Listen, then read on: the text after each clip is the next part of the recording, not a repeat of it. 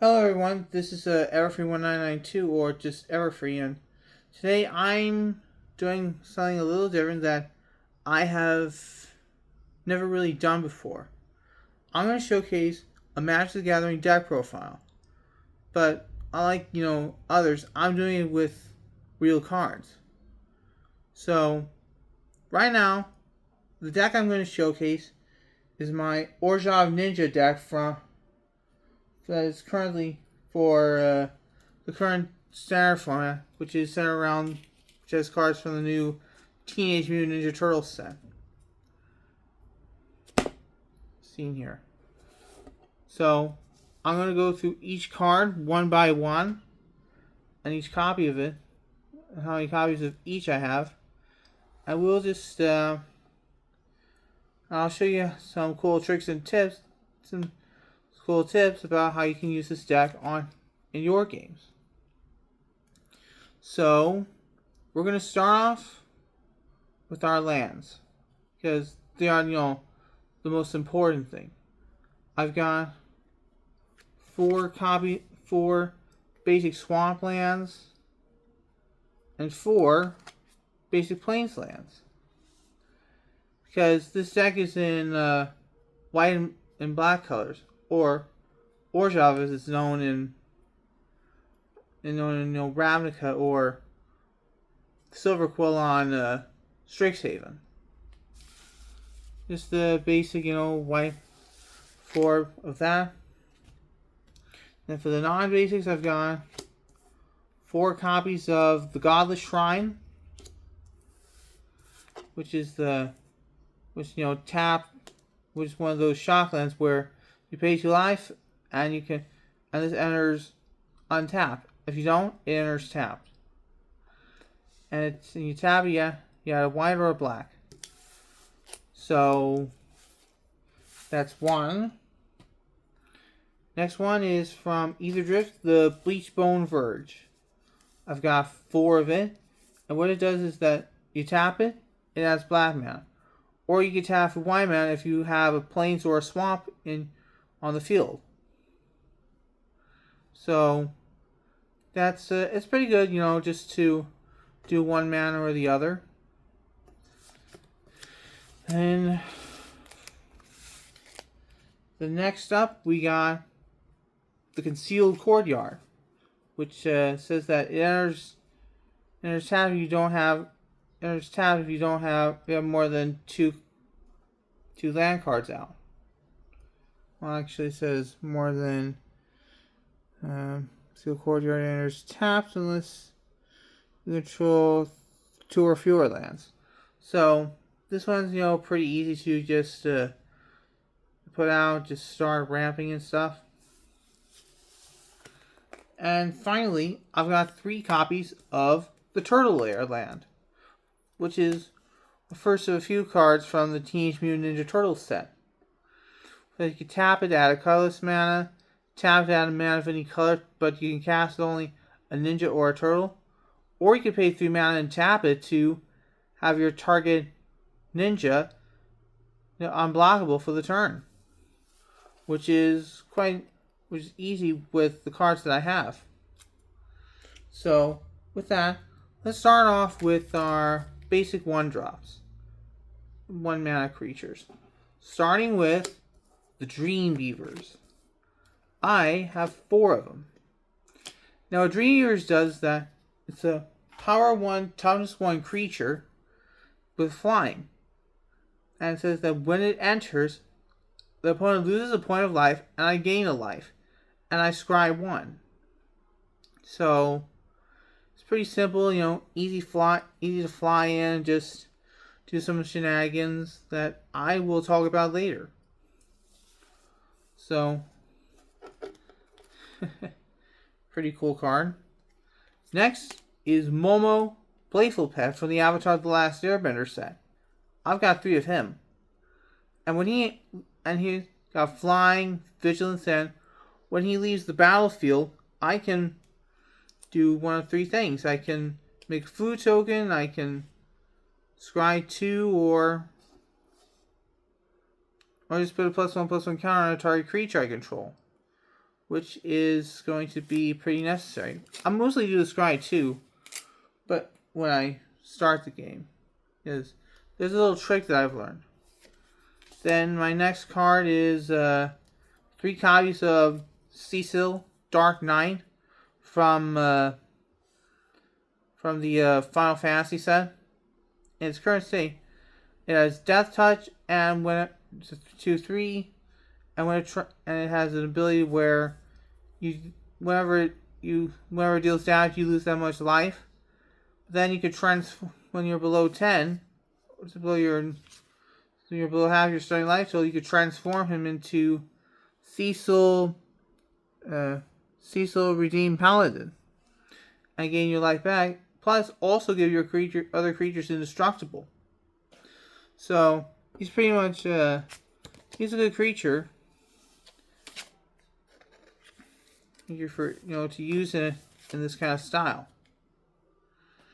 Now we're really starting to get into more of the cards that more to the abilities of the cards that I want, which are the sneak cards, the ninjas. Starting with my 2-drop, Splinter Hamato Yoshi. With a power 1/1 for 1 mana plus 1 black mana. He has other creatures. He's got a menace and other creatures +1/+1. But he also has the sneak ability for 1 black, which says I can pay a black mana just to return an attacking creature's hand just to during the declare blocker step just to put him in the battlefield tapped and attacking. And that's pretty cool, really. And a lot of my cards have this mechanic. It seems pretty fascinating. Then next one is one of my big payoffs, which is 4 copies of Dark Leo and Shredder.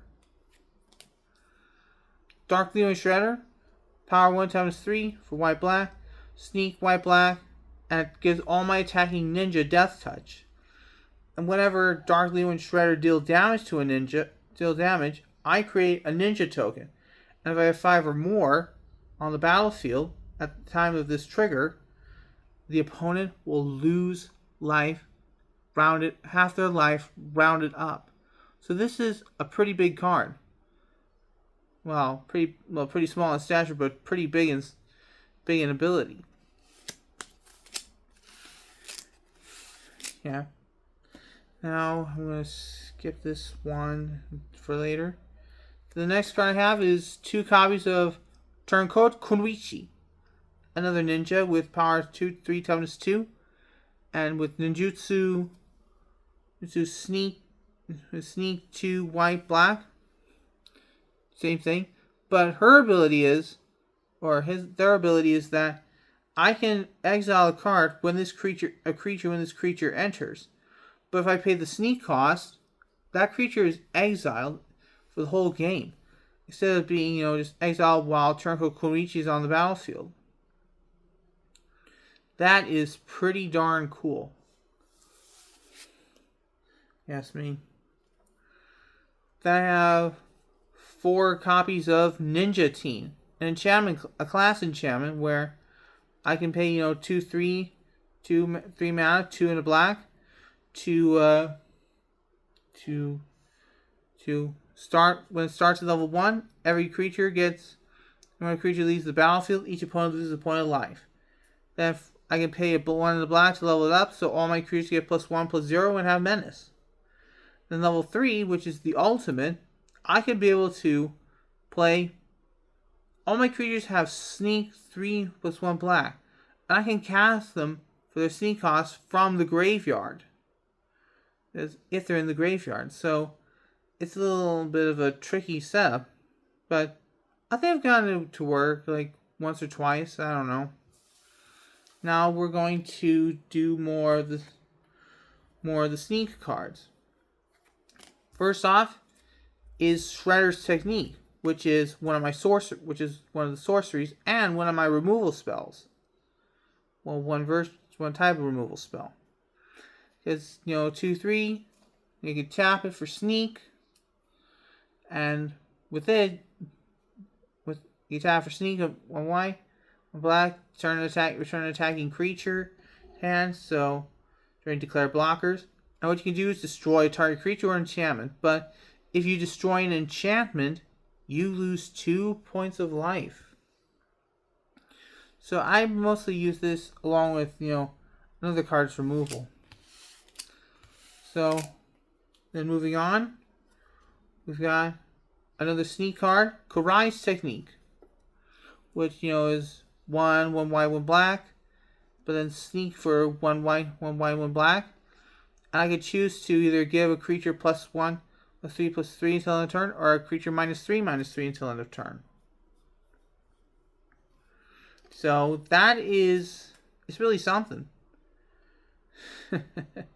I can, use it just to take out a creature that's kind of weenie, kind of a small weenie creature. And just like that, and that's don't know what to say, but I think it's a pretty darn good card. Then another sneak card I have is in sorceries. In instance, is the Last Ronin's Technique. 3/1 white. I can sneak for 1 and a white just to create 3 white, 1 white ninja spirit creature tokens. As the sneak cost is paid, they enter attacking. Next up, I've got 2 copies of Shark Shredder Killer Clone, which is another creature with a sneak cost of 2/2 what? It's a 4-drop, 2/2 black mana. Sneak 3/3/5 for 3/2 2 black mana. Gives it first strike, and whenever it deals damage, I get to take an opposing creature and have it enter the battlefield tapped and attacking an opponent. This is pretty much one of my beat sticks, as it were. I love using it, and I've actually pulled it off once in a tournament. And finally, for my last sneak card in the main board, I've got Splinter's Technique, which is a 3-drop, 4-drop, 3/1 black, or sneak for 1 and a black. And this is one of those tutor cards where I search my library for a card, and then I put it into my hand and shuffle it. So that is really special because I love to use it in the early game just to find something like maybe a land or a creature that could be useful to cast. But I mostly use it to search for lands. I'll give you something about that later. Then for other cards, I've got another removal spell with Bitter Triumph. Discard a card. A card you can destroy or pay 3 life, just the additional cost to it. And you can destroy a target creature or legendary planeswalker.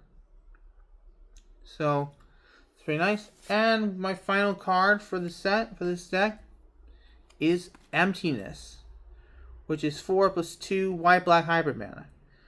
And if it enters, if I pay 2 white mana was paid, I can bring out a creature with reverted mana with power 3 or less, or mana value 3 or less. That's what it says. But if I pay 2 black mana, a creature gets -1/-1 counters. 3 of them to be. It says 3 of them to be exact, and that's pretty fascinating. And it's a vote cost of 2 white black hybrid, and that's pretty much my sideboard. Well, my main board. Now for the sideboard, right now it's kind of a mess, but here's what I have. I got 2 copies of Duress, which is which everyone knows. You take a card and take an opponent's card from the hand, which is reveal the hand. You take a non-creature, non-land card and discard it. Easy way to get rid of certain cards.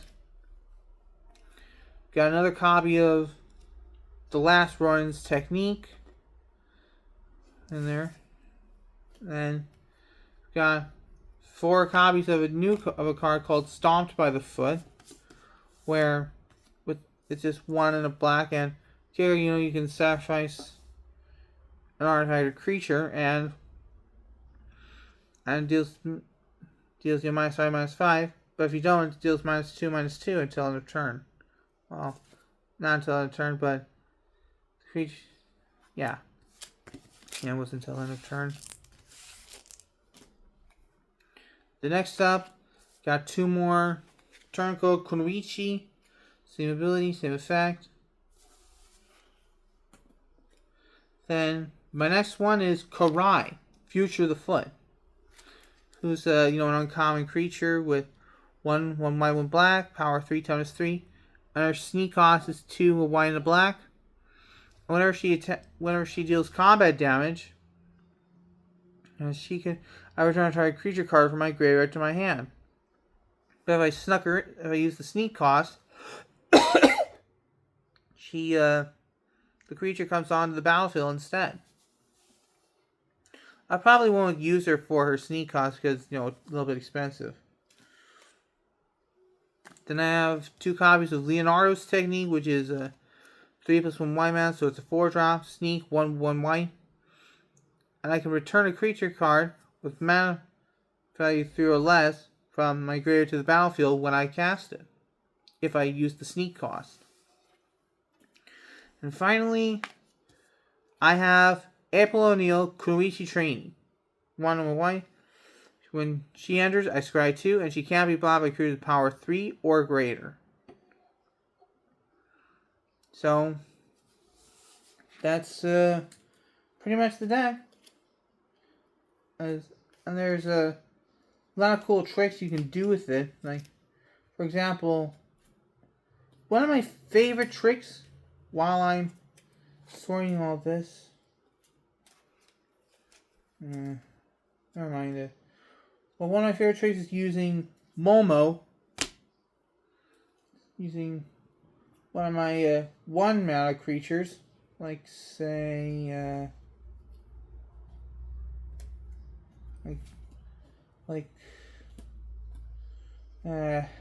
just like the Dream Beaver, like Momo here. I can cast him, then put down like either Swamp or something. Then I can have him return to my hand.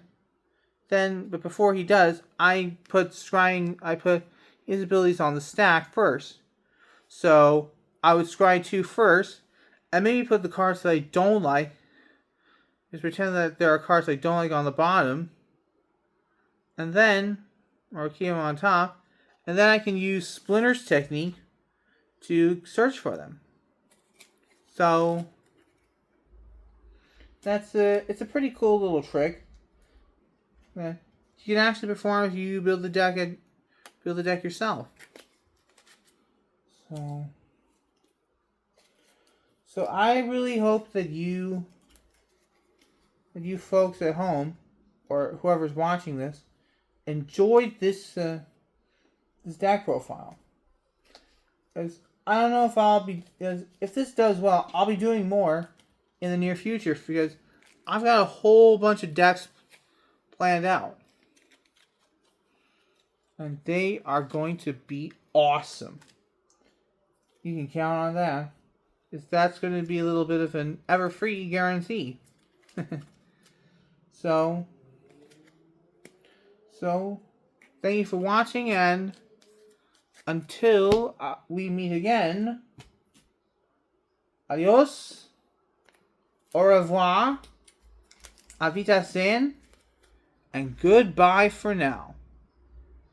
Also, there will be a link to the deck in the description. Bye!